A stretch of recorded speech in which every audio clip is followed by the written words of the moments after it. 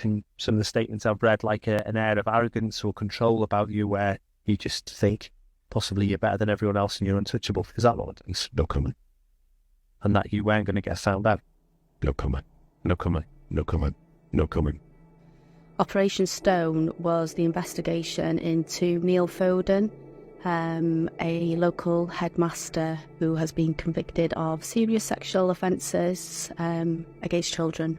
We received the first call at 12:20 on the 6th of September 2023 to the control room from a concerned adult who had received a disclosure from a child.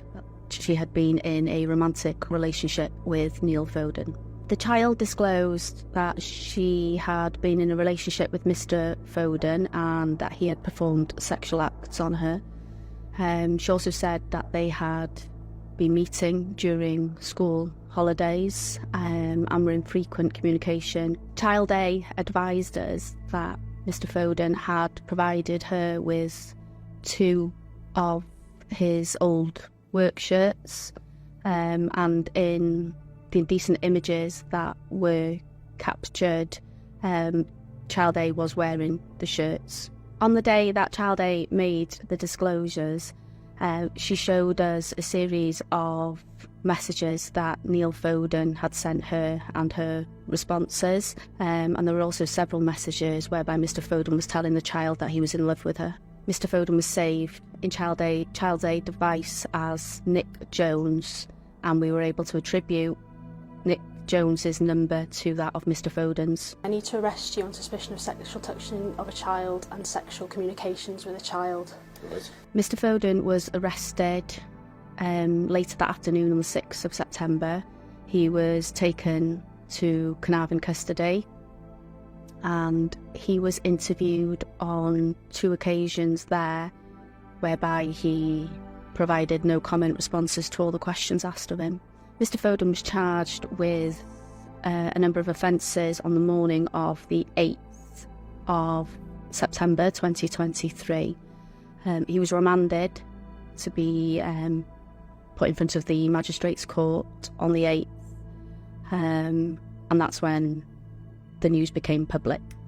There were a flurry of calls and referrals being made to the unit. It was apparent that there were further victims that needed speaking to, and it was at that point that Child B and C came forward.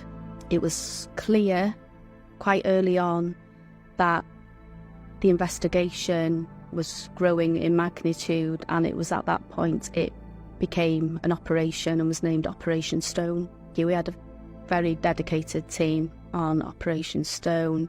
The digital forensic unit, they worked around the clock. There were a number of digital devices seized as part of the investigation, which they reviewed. What I'm seeing here, this is clear actions of what I would describe as, one of a better word, as a paedophile, because clearly you've got an interest in children from what these children are saying. So is that what your sexuality is? No comment.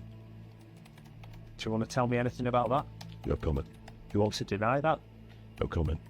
CSI, they assisted in managing the scenes that we had and gathering the forensic evidence that we needed. We also had intelligence analysts that assisted with pulling all of the information together, and they produced a really good storyboard that was used in court to guide the jury and the court through the investigation and the evidence that we'd been able to gather. So an officer was tasked with reviewing Mr. Foden's finances and expenses. She then reviewed the financial records for Child A, and from comparing the 2 records, we were able to show that Child A had made purchases in similar areas to where we knew Mr. Foden had been staying overnight. Whilst conducting a search of Mr. Foden's car, an officer found a pair of black and purple lacy handcuffs in a side pocket of one of the bags in the boot. This was sent to the lab for forensic testing. We received a report back that detailed that they had found both the DNA of child A and Mr. Foden on these handcuffs.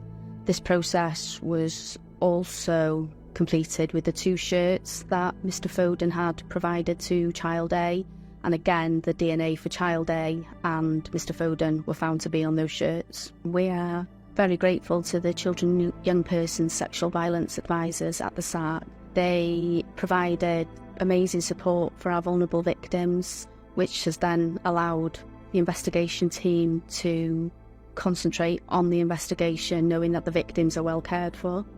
Child B and Child C came forward in the weeks following Mr. Foden being charged with offences against Child A. Both repeated a similar set of circumstances, that they were seeing Mr. Foden for one-to-one sessions. Both Child B and Child C disclosed sexual touching, whereby Mr. Foden had touched their legs inappropriately and made inappropriate comments to them. Mr. Foden would tell the victims that they were attractive. He would make comments on their bodies. Child E made disclosures in October 2023 that her relationship with Mr. Foden had begun in 2019 up until quite recently.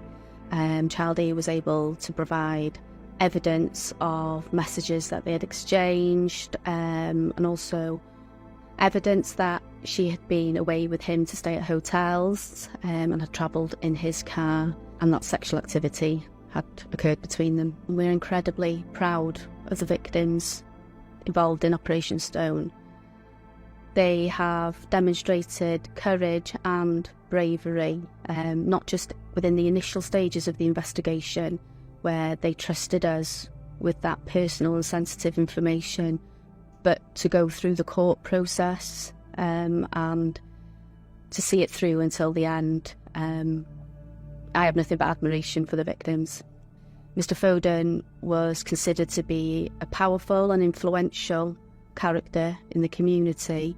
So for these victims to have come forward and bravely say what had happened to them, it's amazing.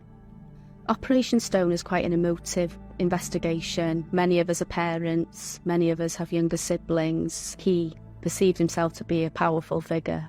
He took advantage of the position he had and abused the victims. It was a case of somebody hiding in plain sight.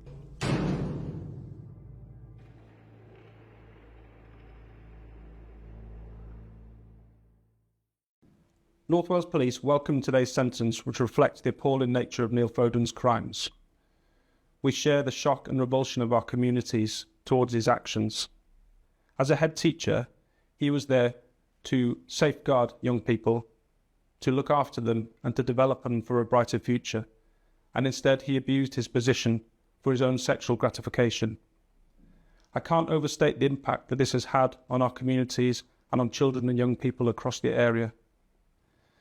I want to thank the victims that came forward in this case. Their courage and their strength in going through the ordeal of this trial is to be admired by everyone. I've got no doubt that their actions have saved future generations from being victims at the hands of Neil Foden. I hope that this film demonstrates our commitment to victims of sexual violence.